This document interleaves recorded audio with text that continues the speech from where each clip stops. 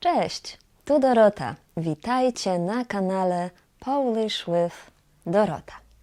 Dzisiaj mam dla Was coś super praktycznego. Co to jest ZUS? Albo co to znaczy RP? Co to jest PESEL albo SOR?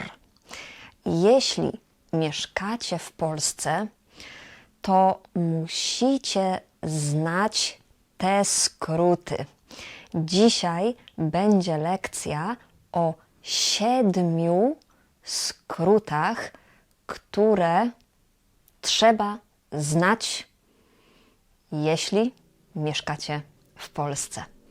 Ale czy Wy mieszkacie w Polsce? Jeśli tak, to gdzie? Napiszcie w komentarzu. Jestem bardzo ciekawa. Gdzie mieszkacie? W Polsce? W jakim mieście?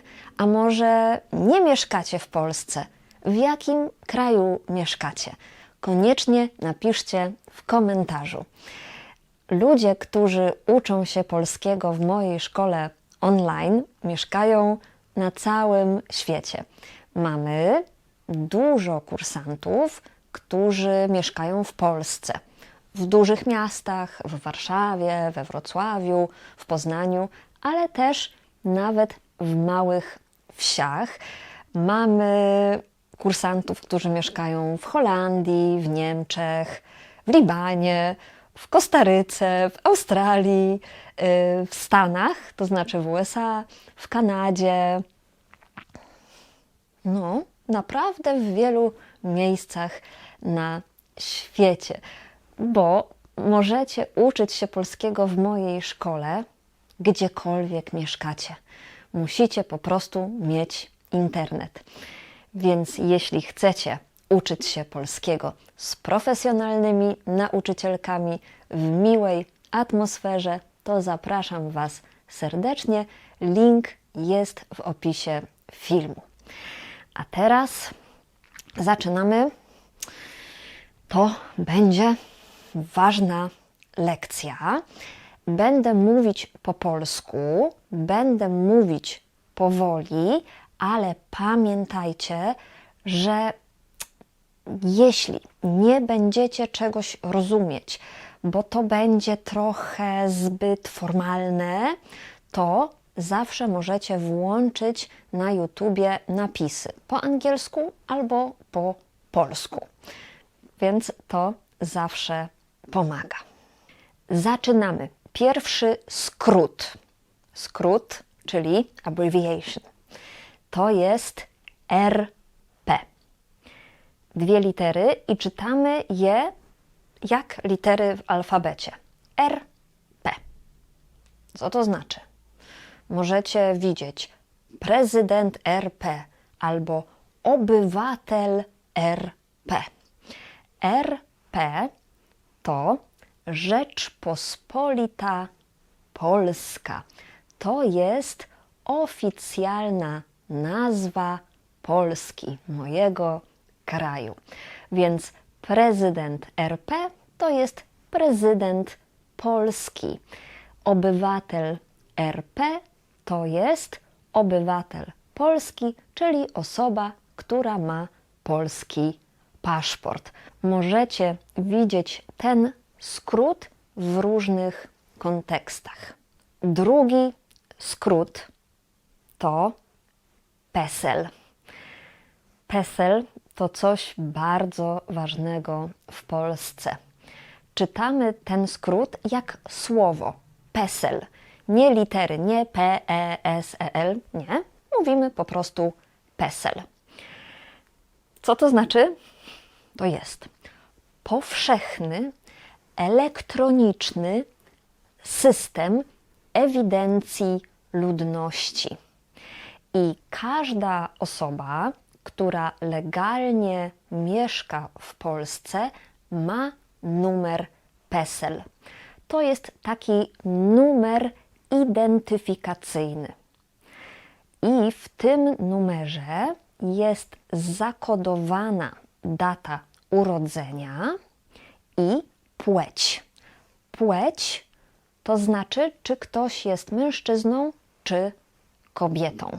Numer PESEL ma 11 cyfr i jeśli mieszkacie w Polsce, to na pewno macie swój PESEL i dobrze jest znać swój PESEL na pamięć, bo często gdzieś u lekarza czy w aptece, w urzędzie będziecie musieli podać swój PESEL. Drugi taki ważny numer identyfikacyjny to jest numer NIP. Tutaj też czytamy ten skrót jak słowo NIP, nie jak litery, nie NIP, tylko NIP. To jest numer identyfikacji podatkowej i to jest numer identyfikacyjny firmy.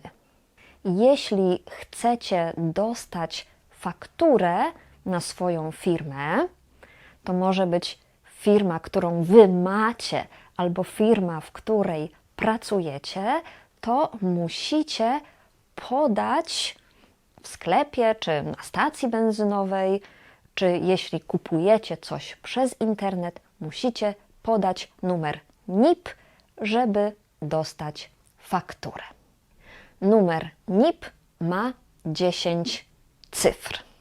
Jeśli pracujecie w Polsce, to bardzo ważnym skrótem jest PIT. Też czytamy ten skrót jak słowo, nie jak litery, nie PIT, tylko PIT. To jest tak naprawdę skrót z języka angielskiego Personal Income Tax. Jak się mówi tax po polsku? Podatek. Podatek, liczba mnoga, podatki. Podatki. I PIT to jest zwykle formularz związany z podatkami.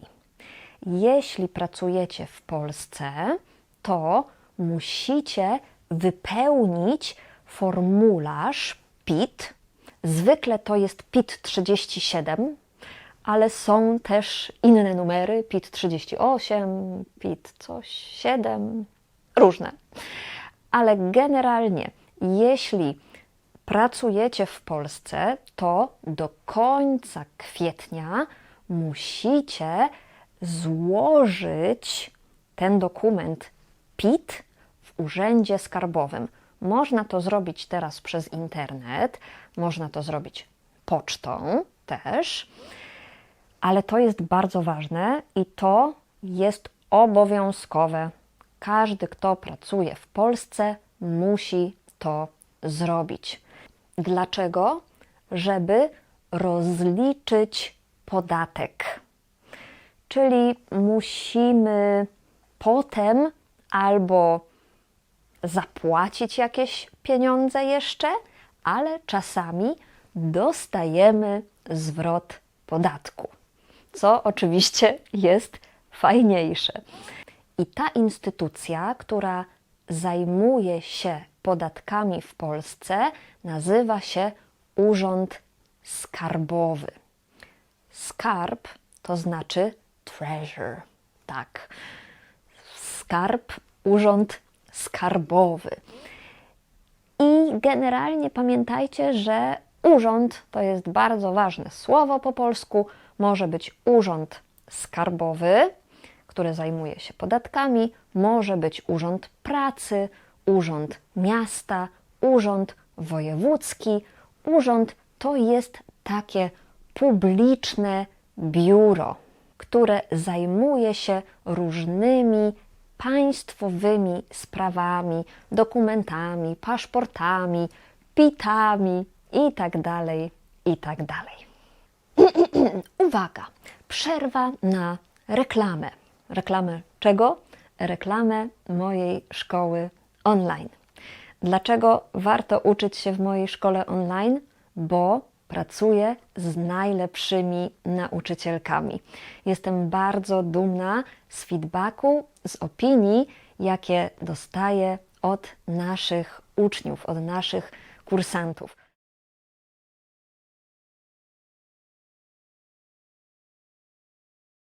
moje nauczycielki nie tylko wiedzą, jak uczyć polskiego, ale też lubią uczyć polskiego i to widać. Zapraszam Was serdecznie, żeby się zapisać, co trzeba zrobić.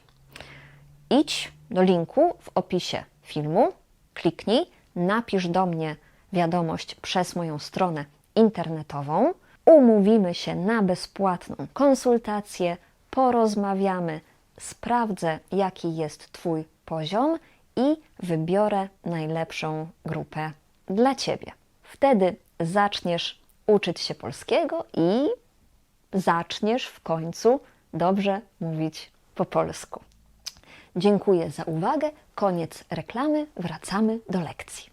Teraz już wiecie, co to jest Urząd Skarbowy.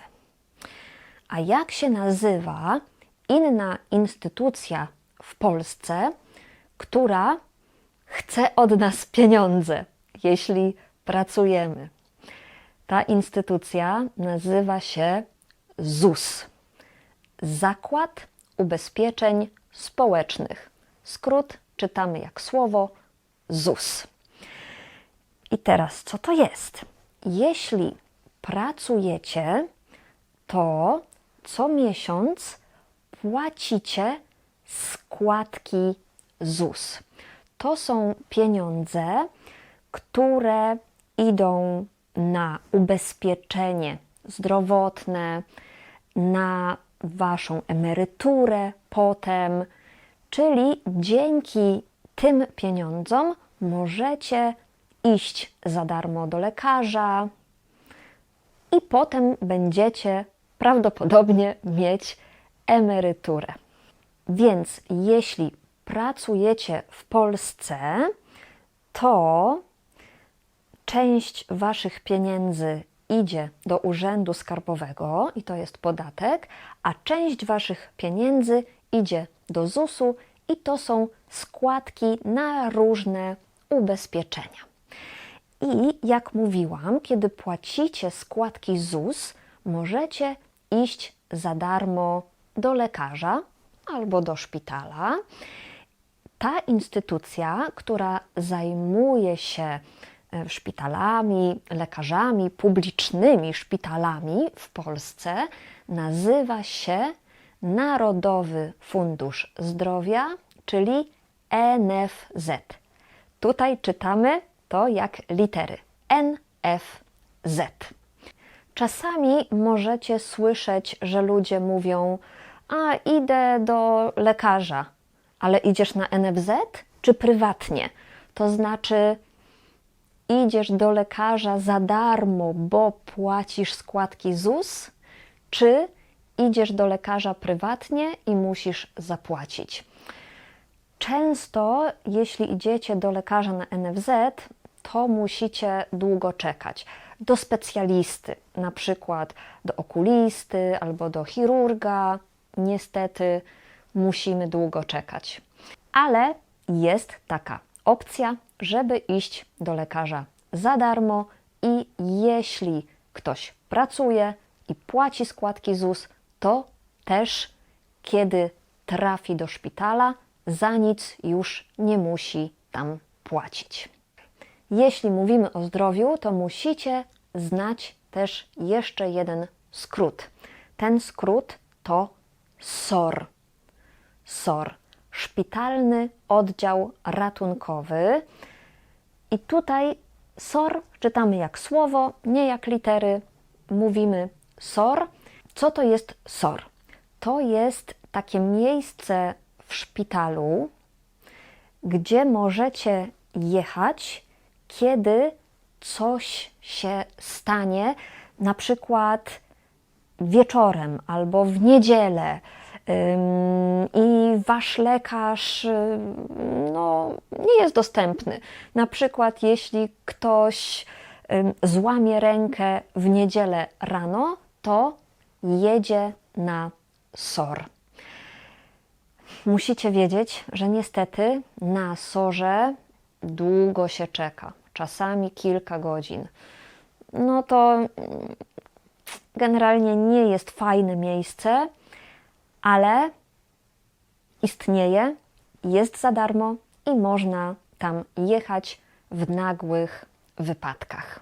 Bo nie w każdym przypadku możecie zadzwonić po karetkę. Karetka to jest po polsku ambulans. Mówimy karetka. Dzwonić po karetkę.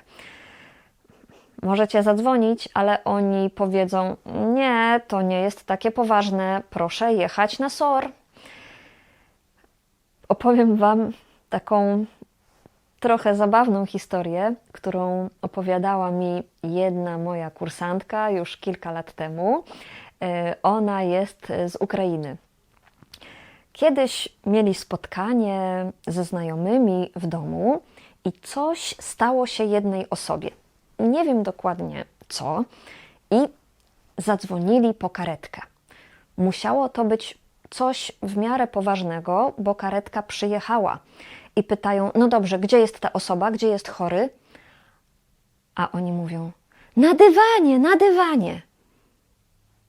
Na dywanie? Dlaczego? Dlaczego leży na podłodze?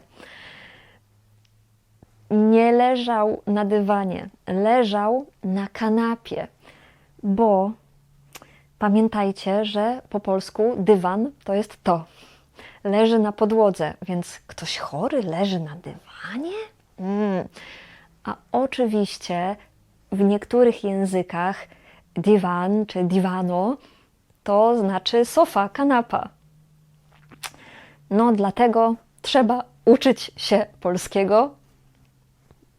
Uczcie się polskiego, możecie to robić z moich filmików. Jeśli chodzi o meble, to mam tutaj taki filmik na ten temat, ale oczywiście zapraszam Was serdecznie na kursy do mojej szkoły online, bo uczenie się z nauczycielem daje dużo lepsze rezultaty niż nauka samemu. Jeśli ten filmik był dla Was praktyczny, to dajcie znać w komentarzu, czy chcecie więcej lekcji o takich skrótach? Jestem bardzo ciekawa. Jeśli czegoś się nauczyliście, to proszę Was bardzo o wsparcie mojego kanału.